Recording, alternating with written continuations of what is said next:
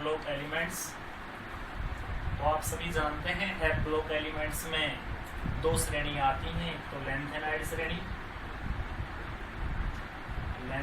श्रेणी, पहली होती है जिसका अंतिम इलेक्ट्रॉन या सभी इलेक्ट्रॉन 4f ऑर्बिटल में भरे जाते हैं।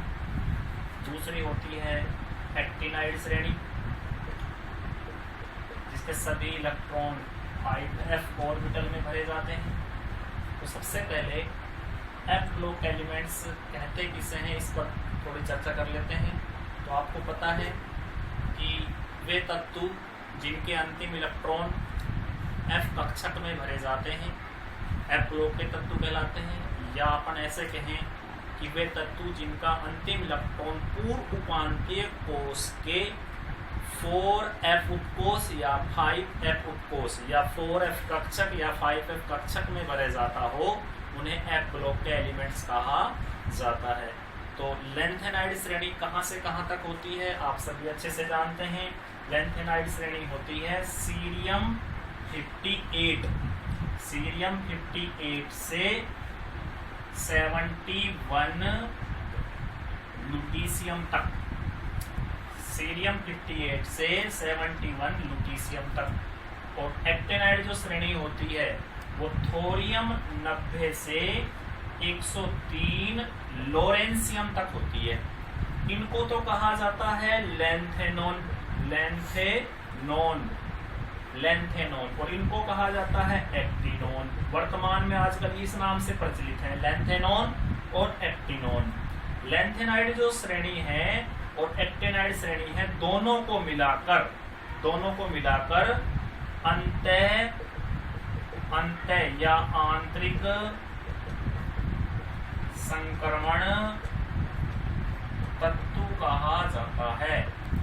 लेंथेनाइड श्रेणी को और एक्टिनाइड श्रेणी को दोनों को मिलाकर क्या कहा जाता है, अंतः या आंतरिक संक्रमण तत्व कहा जाता है। क्यों कहते क्यों है, इसका सीधा सा एक परिभाषा होती है कि इनका जो अंतिम इलेक्ट्रॉन होता है वो डी ब्लॉक की तुलना में, डी ब्लॉक में तो क्या था n-1 d1 से 10, इनमें क्या हो जाएगा n-2, यानी कि और आंतरिक कोश की तरफ इलेक्ट्रॉन जा रहा है,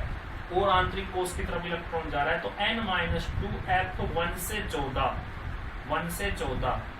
कहने का अर्थ ये हुआ कि जी इनके जो तत्व हैं, इनका जो अंतिम इलेक्ट्रॉन है वो संयोजकता कोश पर निर्भर न कर आंतरिक कोश पर निर्भर करता है या अंदर के कोश पर निर्भर करता है, इसलिए ये कहलाते हैं अंतः या आंतरिक संक्रमण तत्व। तो लेंथेनाइड श्रेणी 4f ऑर्बिटल में 4f ऑर्बिटल के अंतर्गत कंप्लीट होती है और एक्टिनाइड श्रेणी 5f ऑर्बिटल के अंतर्गत कंप्लीट होती है। अगर आपसे ये पूछा जाए कि दुर्लभ मृदा तत्व किन्हें कहते हैं, दुर्लभ मृदा तत्व, मैं लिख रहा हूं ध्यान देना, दुर्लभ मृदा तत्व किन्हें कहते हैं। एक नंबर का प्रश्न अगर बोर्ड द्वारा क्लिक होता है कि दुर्लभ मृदा तत्व किन्हें कहते हैं, तो अंतः या आंतरिक संक्रमण तत्व दुर्लभ मृदा तत्व कहलाते हैं।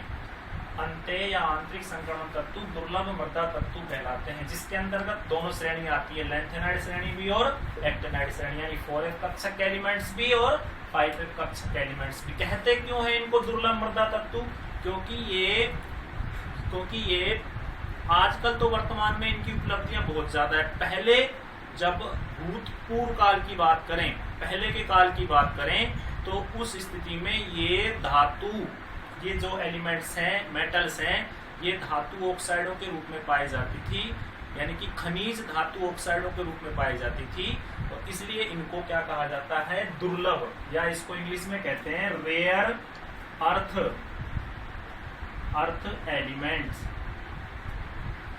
अर्थ एलिमेंट्स, दुर्लभ मृदा तत्व।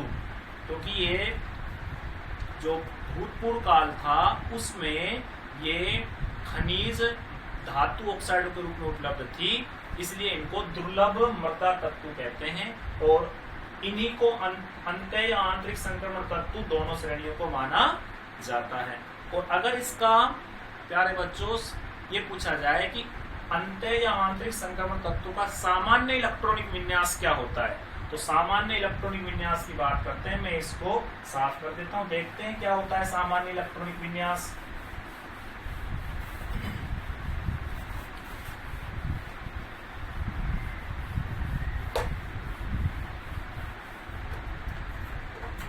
अंतः या आंतरिक संक्रमण तत्वों का सामान्य इलेक्ट्रॉनिक विन्यास। सामान्य इलेक्ट्रॉनिक विन्यास 1 नंबर का प्रश्न बोर्ड द्वारा क्लिक हो जाता है कि अंतः या आंतरिक संक्रमण तत्वों का सामान्य इलेक्ट्रॉनिक विन्यास क्या होता है। तो क्या होता है, n-2 F1 से 14 कोमा n-1 D0 से 2 कोमा ns2। तो देखो संयोजकता कोष बहुत बाहर की दिशा में है और इलेक्ट्रॉन कहाँ भरे जा रहे हैं, अंदर की दिशा में आंतरिक कोष में भरे जा रहे हैं, इसलिए ये आंतरिक संक्रमण तत्व है और ये इनका क्या हो गया, सामान्य इलेक्ट्रॉनिक विन्यास। और अगर लेंथेनाइड श्रेणी का अलग पूछा जाए, एक्टिनाइड श्रेणी का अलग पूछा जाए, तो लेंथेनाइड श्रेणी का अगर अलग से सामान्य इलेक्ट्रॉनिक विन्यास पूछा जाए, लेंथेनाइड श्रेणी या लेंथेनोन तत्वों का सामान्य इलेक्ट्रॉनिक विन्यास पूछा जाए, तो वो होगा प्यारे बच्चों n-2 F1 से 14 कोमा n-1 D0 से 1। ध्यान रखना यहाँ पर 2 है, यहाँ पर 1 कोमा ns2 होगा। और एक्टेनाइड का ये होगा जो दोनों का मिलाकर है, एक्टेनाइड का यही होगा जो दोनों का मिलाकर है। ये दोनों का मिलाकर हो गया, एक्टेनाइड का भी यही हो गया। और लेंथेनाइड का आपसे पूछे तो लेंथेनाइड का ये होगा। तो आपको क्लियर हो रहा होगा, क्योंकि बाह्यतम संयोजकता कोष या बाह्यतम कोष तो बहुत बाहर की दिशा में है, इलेक्ट्रॉन अंदर की दिशा में जा रहे हैं, इसलिए इनको आंतरिक या अंतर संक्रमण तत्व माना जाता है। अब अपन प्यारे बच्चों बात कर लेते हैं एलिमेंट्सों की, कि भाई लेंथेनाइड श्रेणी में कौन से एलिमेंट्स हैं और एक्टिनाइड श्रेणी में कौन से एलिमेंट्स थे। तो देखते हैं क्या है।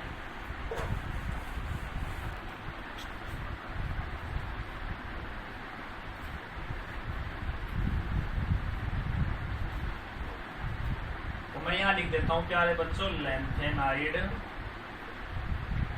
श्रेणी के तत्व। तो आपको 11th क्लास में मैंने अच्छे से आपको पढ़ा रखा है, लेकिन फिर भी एक बार आपको रिपीट करा देता हूं। लेंथेनाइड श्रेणी के तत्व और ये हो जाएंगे एक्टिनाइड श्रेणी के तत्व। तो लिख देते हैं विद ट्रिक, लिख देते हैं डियर स्टूडेंट्स, ट्रिक से लिख देते हैं तो आपको याद भी होगी अच्छे से। फिर भी मैं आपको रिपीट करा रहा हूं। ले के परिंदे प्रेम संदेशा आओ गाढ़ी तब धीरे होगी और तुम ये भी लाओ।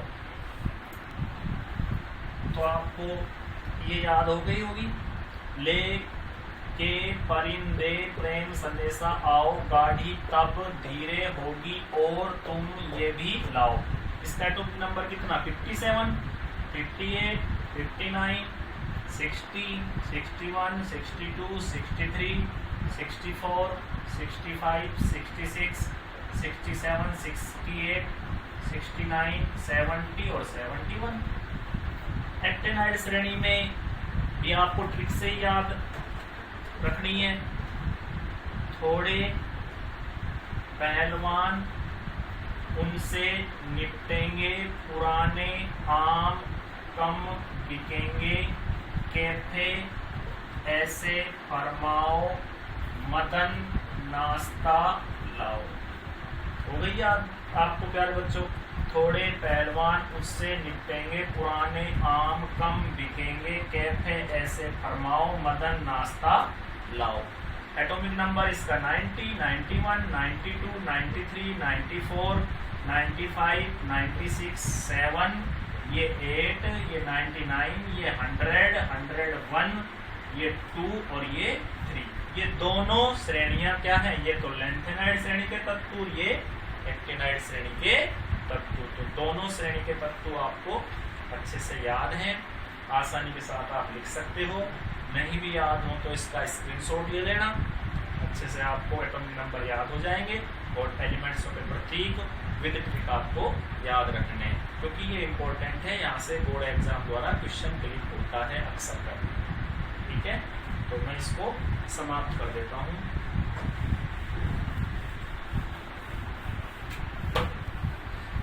तो आगे बढ़ते हैं, देखते हैं क्या है टॉपिक। जो आगे इसमें अपने चैप्टर में जो टॉपिक है वो है लैंथेनाइड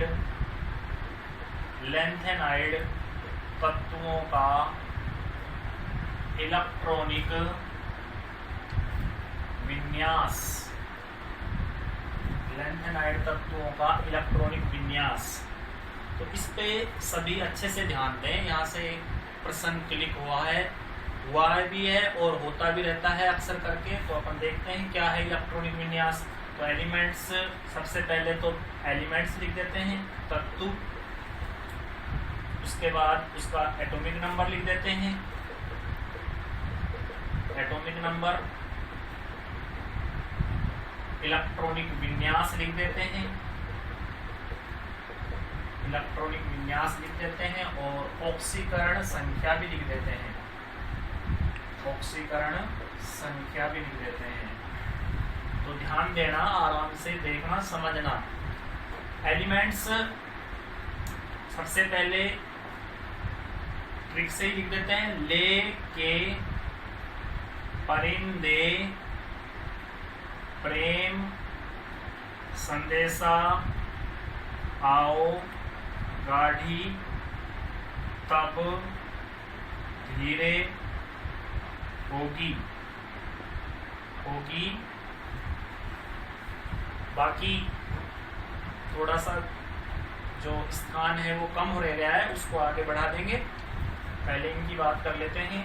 एटॉमिक नंबर 57 हो गया, 8, 60, 61, 2, इस तरह से मैच कर लेते हैं इनको।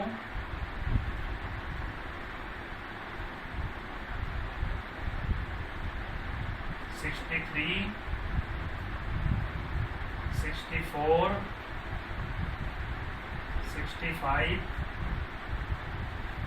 66 और 67। लास्ट का 67 है।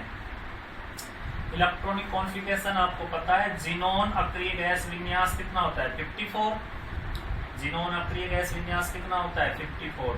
सामान्य इलेक्ट्रॉनिक विन्यास लिख लेते हैं पहले। लैंथेनाइड तत्वों का तो वो होता है n-2 f1 से 14, n-1 d 0 से 1, ns2। तो इसके अकॉर्डिंग अपन भर लेते हैं।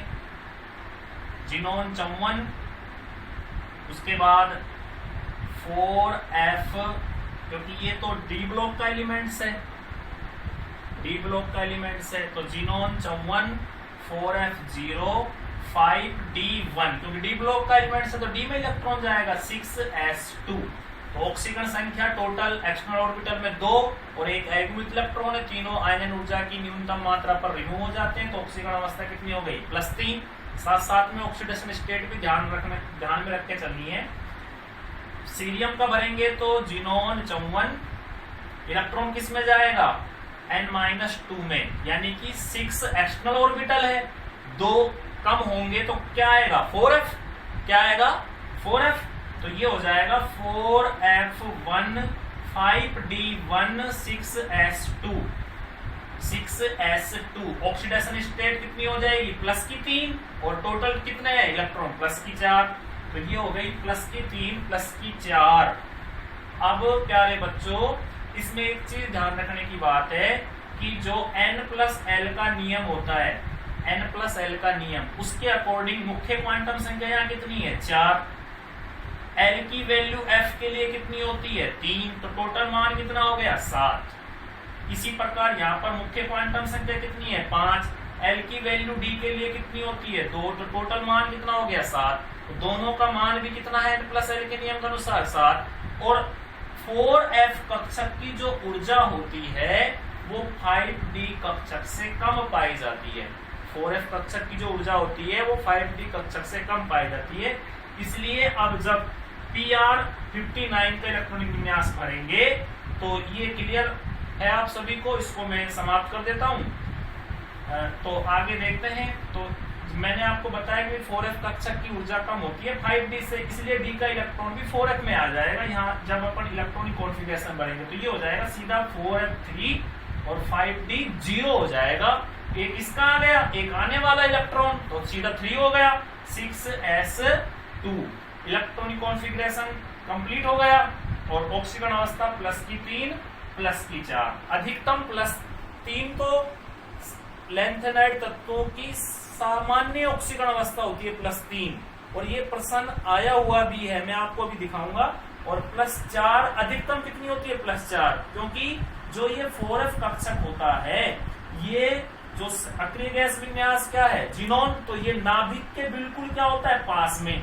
तो इसमें से अगर इलेक्ट्रॉन निकलने की भी कोशिश करता है तो एकमात्र ही इलेक्ट्रॉन निकल पाता है, क्योंकि इस पर प्रभावी नाभिकीय आवेश का मान बहुत ज्यादा हो जाता है प्यारे बच्चों। इसलिए प्रभावी नाभिकीय आवेश का मान ज्यादा हो जाएगा तो इलेक्ट्रॉन पर नाभिक की पकड़ अच्छे से होगी। इलेक्ट्रॉन को रिमूव करने के लिए बहुत ऊर्जा चाहिए, इसलिए इलेक्ट्रॉन अगर निकलता भी है तो एक ही इलेक्ट्रॉन निकलता है, इसलिए एक ऑक्सीकरण अवस्था बढ़ जाती है। तो या तो +3 तो होगी ही होगी, या अधिकतम कितनी होगी +4। तो ये वाला जो सीरियम वाली +4 ऑक्सीकरण अवस्था है, इस पर ये प्रश्न मैं आपको बोर्ड एग्जाम में आया हुआ प्रश्न है, तो मैं उसको दिखाता हूं आपको। देखो ये प्रश्न पत्र मैं थोड़ा जूम करके दिखाता हूं। ये प्रश्न पत्र 2019 का है, आपको दिख रहा होगा। इसमें ये प्रश्न पत्र में ये क्वेश्चन आया हुआ है। ये क्वेश्चन है +4 ऑक्सीकरण अवस्था दर्शाने वाले किसी एक लैंथेनाइड तत्व का नाम लिखिए। 1 नंबर का प्रश्न आया हुआ है प्यारे बच्चों। तो क्या होगा सीरियम होगा। क्या होगा सीरियम 58। और एक प्रश्न 2000 ये 18 का पेपर है, जूम करके मैं थोड़ा दिखा देता हूं इसको। और इसमें ये प्रश्न आया हुआ है लैंथेनाइडों की सामान्य ऑक्सीकरण अवस्था कितनी होती है +3। कितनी होती है +3। तो स्वाभाविक है कि सबकी +3 ऑक्सीकरण अवस्था पाई जाती है। तो आपको इलेक्ट्रॉनिक कॉन्फ़िगरेशन समझ में आ रहा होगा। अब +3 से आगे बढ़ेंगे, जब 60 का भरेंगे तो जीनोन 54 हो गया। 4f कितना हो जाएगा 4, 5d कितना रहेगा 0 और 6s2 तो चल ही रहा है कंटिन्यूअस एक्सटर्नल ऑर्बिटल बाह्यतम कोश। ऑक्सीकरण अवस्था क्या होगी +3 +4। 60 के बाद अब आगे अपन बढ़ते हैं तो इसमें 61 हो गया। तो 61 के बाद क्या हो गया xenon 54, 4f14 sorry 4f5, 5d0 6s2। ऑक्सीकरण अवस्था केवल +3, क्योंकि अब ये जो ऑर्बिटल है इस 7 प्रकार के होते हैं, तो 5 इलेक्ट्रॉन तो भर गए, तो ये अर्धपूरित की ओर बढ़ता हुआ चला जा रहा है, यानी कि इसका स्टेबिलिटी बढ़ती हुई चली जा रही है। तो अधिकतम इलेक्ट्रॉन निकलेगा तो सिर्फ कितना निकलेगा 4f कक्षक से, 1 2 है ही एक्सटर्नल ऑर्बिटल से। तो कितनी ऑक्सीकरण अवस्था हो सकती है अधिकतम बस +3 ही हो सकती है, +4 भी नहीं हो सकती। 62 की बात करेंगे तो जीनोन 54, 4f6, 5d0, 6s2। तो इसकी कितनी होगी या तो +2 होगी या +3 होगी। और जब यूरोपियम की बात करेंगे तो जीनोन 54, 4f7, 5d0, 6s2। +2 हो सकती है या +3 हो सकती है अधिकतम। तो डियर स्टूडेंट्स 63 तक, 63 पर मैंने लगा दिया स्टार यूरोपियम पर। 63 जो है उसका इलेक्ट्रॉनिक कॉन्फ़िगरेशन क्या हो गया 4f7, 5d0 6s2 और ऑक्सीकरण अवस्था प्लस की 2 प्लस की 3, तो प्लस की 3 लगातार कंटिन्यू चली आ रही है। तो सामान्य ऑक्सीकरण अवस्था प्लस की 3 का मैंने आपको प्रश्न भी दिखाया है कि आया हुआ बोर्ड एग्जाम में 1 नंबर का क्लिक हुआ प्रश्न है। तो आगे अपन बढ़ेंगे तो इसमें जब देखते हैं तो ये 64 गैडोलियम की बात करता है, जब ये जीडी की बात करता है 64 की, तो यहाँ विन्यास कैसा हो गया प्यारे बच्चों, अर्धपूरित, और अर्धपूरित विन्यास वाले तत्व का स्थायित्व सर्वाधिक होता ही है। तो अब आने वाला जो इलेक्ट्रॉन होगा गैडोलियम का वो जीनोन 54 4f7 ही रहेगा, ध्यान रखना क्या रहेगा, मैं बार बार इसको क्लिक कर रहा हूं 4f7, या 8 मत कर देना नहीं तो गलत माना जाता है। 4f7 5d1 6s2 5d1 यानी कि जो स्टेबिलिटी कक्षक की बढ़ी तो आने वाले इलेक्ट्रॉन किस में चला गया 5d1। तो यहाँ पर देखो 0 से 1, एक बार तो d यहाँ पर d में इलेक्ट्रॉन यहाँ है, एक बार d में इलेक्ट्रॉन यहाँ पर है, तो अधिकतम कितना रहेगा d में 1, क्योंकि यहाँ पर अर्धपूर्ति विन्यास हो गया और अर्धपूर्ति विन्यास होने का स्टेबिलिटी बढ़ गई, इसलिए इलेक्ट्रॉन कहाँ चला गया 5d1 में चला गया। तो यहाँ तक 63 हो गया ये, और ये 64 हो गया कंप्लीट। अब 65 और 66 का नेक्स्ट उसमें देखते हैं ग्राफ बनाकर, तो देखते हैं।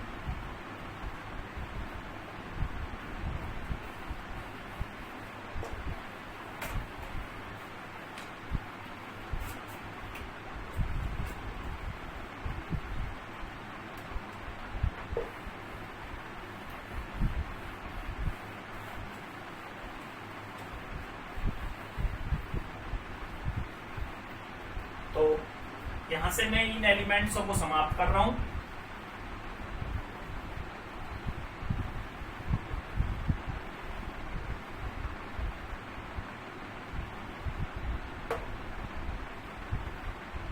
तो जीडी का लास्ट में 64 का क्या हुआ था प्यारे बच्चों, जीनोन तो 54 हो गया था, 4f7 हो गया था, 5d1 हो गया और 6s2, और ऑक्सीकरण अवस्था कितनी हो गई इसकी प्लस की 2 प्लस की 3, क्योंकि 2 एक्स्ट्रा ऑर्बिटल से एक डी का अनपेयर्ड इलेक्ट्रॉन, तो प्लस की 2 होगी और प्लस की 3 होगी।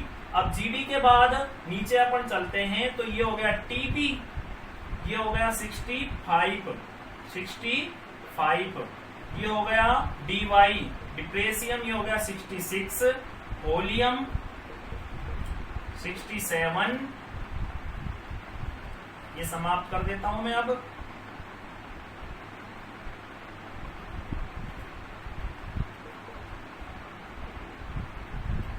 तो ये हो गया 68, ये 69 और ये 70 और ये 71। तो इलेक्ट्रॉन कॉन्फ़िगरेशन की तरफ चलते हैं तो ये हो जाएगा, अब देखो 5d की तुलना में 4f कक्षक की ऊर्जा कम है, तो थोड़ी सी स्टेबिलिटी जब बढ़ी उसके बाद 5d का जो इलेक्ट्रॉन है वो कहां चला जाएगा, जीनोन 54 4f, देखो 8 होता 8d का आ जाएगा, तो सीधा कितना हो गया 9 के बाद 6s2।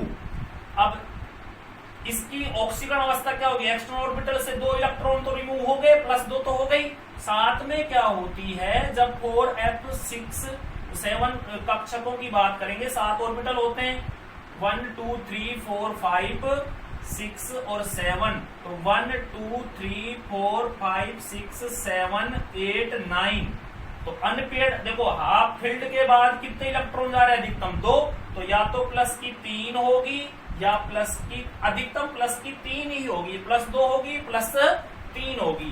तो उसके बाद आगे बढ़ते हैं, dy के बाद जाएगा जीनोन 54 4f10 5d0 6s2, ये 5d0, और इसमें आगे चलते हैं तो जीनोन 54 4f11 5d0 6s2, इसमें चलते हैं जीनोन 54 4f12 5d0 6s2, इसमें आगे चलते हैं जीनोन 54 4f13 5d0 6s2।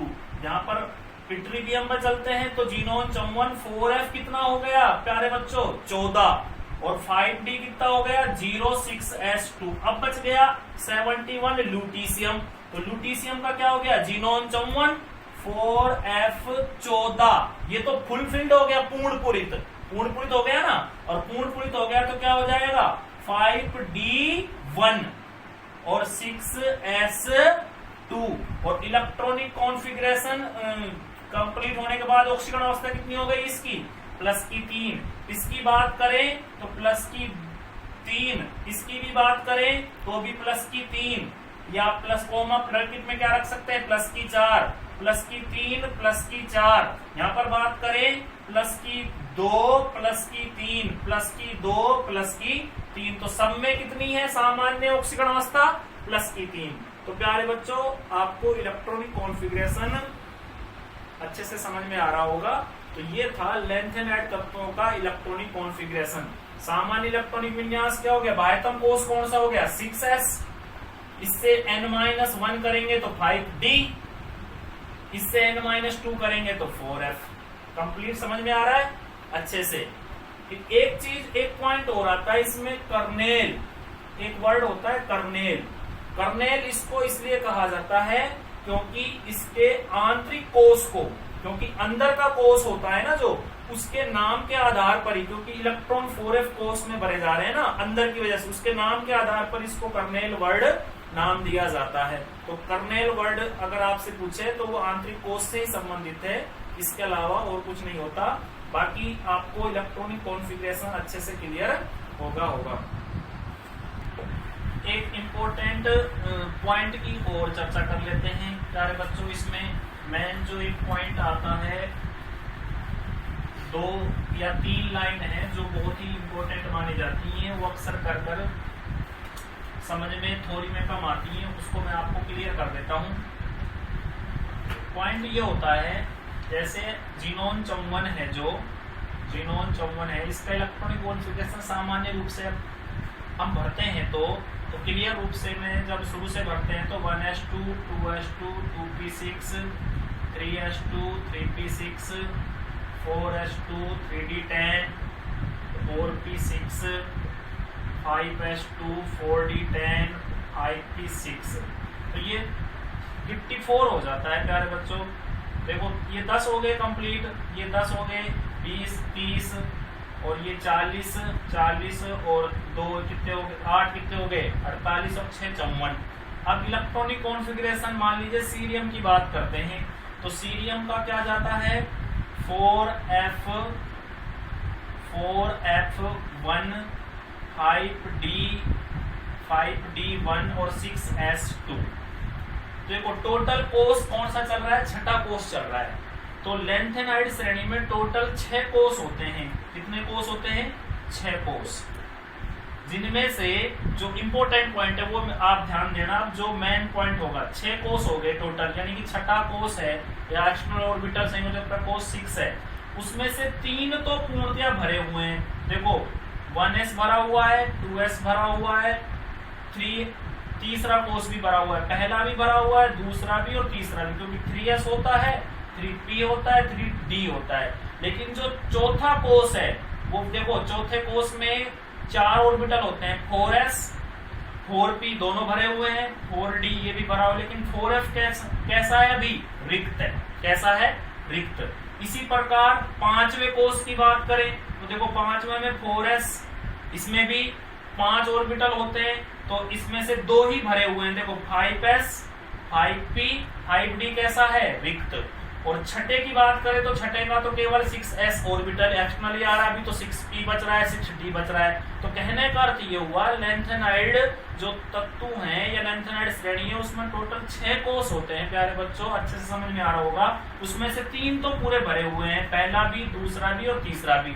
चौथा कैसा है अपूर्ण, 5वां भी कैसा है अपूर्ण और छठा भी कैसा है अपूर्ण। तो 6 कोष में से 3 कोष तो पूर्ण भरे हुए 3 कोष, और 3 कोष होते हैं अपूर्ण।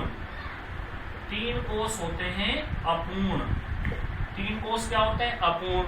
और लैंथेनाइड तत्व में जो n-2 कोष है, यानी कि 4f कक्षक है, जो वो 4f कक्षक है, उसमें अतिरिक्त 2n² के नियम से, किसके नियम से 2n² के नियम से 18 इलेक्ट्रॉन से बढ़कर 32 इलेक्ट्रॉन हो जाते हैं। देखो 18 यहां तक हो गए, 2 6 8 और 10 18। अब जब इसमें 14 भरे जाएंगे, 4f 14 होंगे, तो 18 14 कितने हो गए, 32। 18 14 कितने हो गए, 32। यानी कि इसमें अतिरिक्त इलेक्ट्रॉनों की संख्या या इकाई धनावेश प्रोटॉनों की संख्या बढ़ जाती है तत्व के अनुसार, अकॉर्डिंग टू तत्वों के अनुसार। तो प्यारे बच्चों, आज का जो वीडियो है अपना यही समाप्त होता है, इसलिए आप नेक्स्ट वीडियो में इस चैप्टर को आगे बढ़ाएंगे। तो हमारे चैनल से आप सभी जुड़े रहें।